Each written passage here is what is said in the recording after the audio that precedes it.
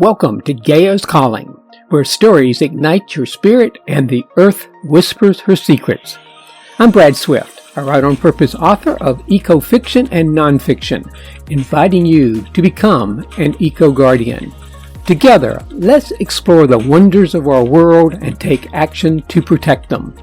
Listen closely. Gaia is calling.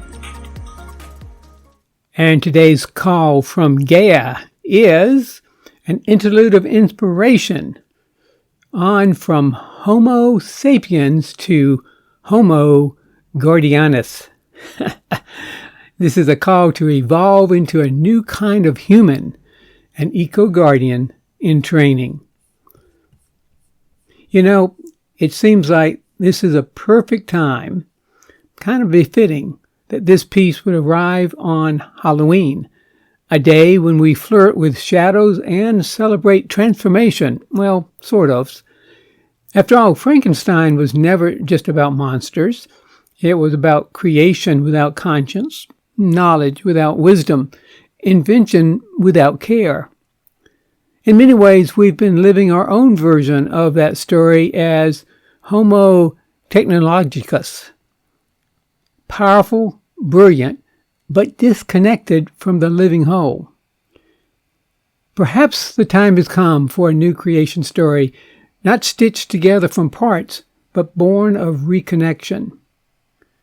This is our real experiment, becoming Homo guardianis, the eco-guardian in training. So let's dig in.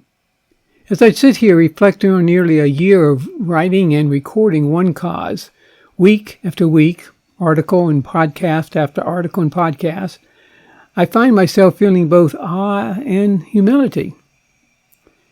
What began as an attempt to name the one cause beneath the many crises has turned into something much larger, a living invitation to evolve. For 11 months now, I've been tracing the story of how humanity's mistaken sense of separation from nature has led us to the meta-crisis we now face: ecological, spiritual, political, and cultural, all at once. But somewhere along the way, the work began to shift. The question was no longer just, how do we fix what's broken? It became, who must we become to live in harmony with the earth again? That question has stayed with me like a heartbeat. So we've got the old story, Homo technologicus. We humans have been telling ourselves that intelligence is our crowning glory, that progress means mastering the natural world through innovation and control. And to be fair, this capacity has given us much: art, science, medicine, wonder. But it has also given rise to what some have called Homo technologicus, humans, defined not by wisdom, but by the tools that we wield. A species so clever we can split atoms and code consciousness, yet so distracted we barely pause to feel the forest's breath or hear the river's song. Yes, we have become brilliant and dangerously unbalanced. Our inventions outpace our introspection. Our reach exceeds our roots. So this really is kind of an evolutionary invitation. What if our next evolutionary step isn't about better technology, but better and stronger relationship? What if the true frontier isn't Mars, but the mycelial web beneath our feet, and the reawakening of our hearts to the earth that made us? That, I believe, is the threshold we now stand upon, the emergence of Homo guardianis, the eco-guardian in training. This isn't a new biological species. It's a new story of what it means to be human. It's a remembering that intelligence without empathy is incomplete, and progress without reciprocity is regression.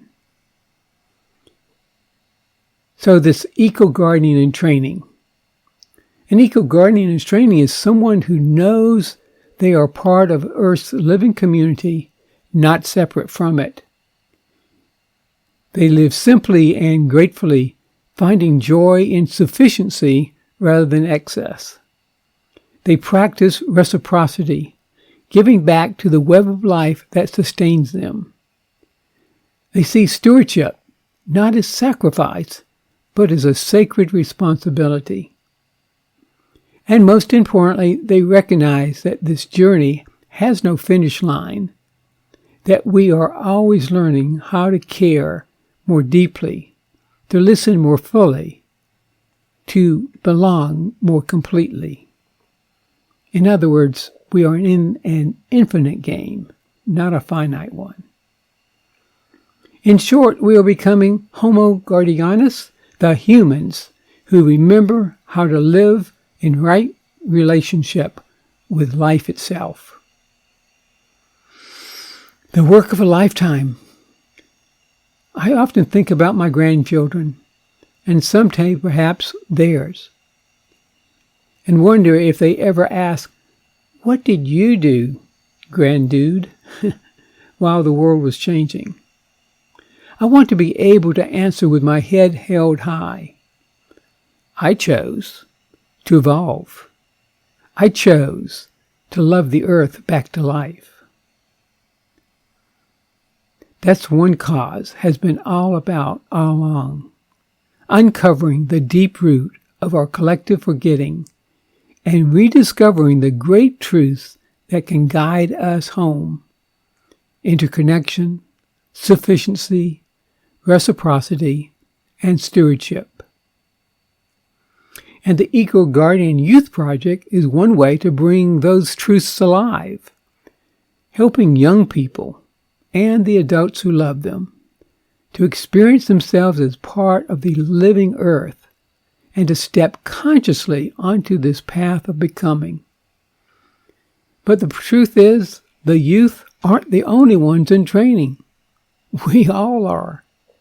Every time we plant a tree, tell a story that honors the more than human world, or choose sufficiency over consumption, we take another step in this great re-evolution of consciousness.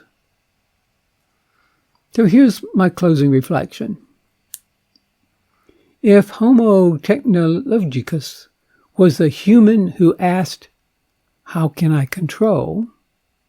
using primarily our tools, then Homo guardianis is the human who asked, "How can I care?" and get in right relationship with Earth. That shift from control to care is the hinge on which our future turns. It's the work of a lifetime, and perhaps many lifetimes. But I believe it's the most important work there is. So a reflection for you. What does becoming an eco-guardian training look like in your life, right here, right now? What small act of reciprocity or reverence might you offer to the web of life today? I ask that with gratitude. This is Brad, your fellow Homo guardianis and granddude.